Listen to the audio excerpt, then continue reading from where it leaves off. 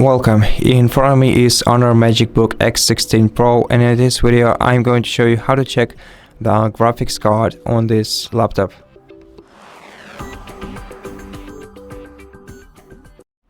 So in order to see what graphics card you have, open Start menu, then go to Settings, select System section right here, scroll all the way down to About, tap Expand it by clicking on it, and here you'll find your graphics card with graphics card name and the video memory amount right here.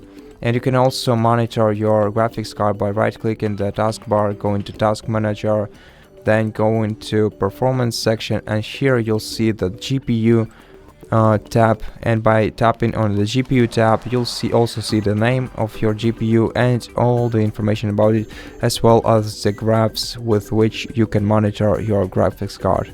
And that's basically it. Thank you for watching this video. If you liked it, consider subscribing to our channel, leave us a like and a comment below, and I'll see you in the next one.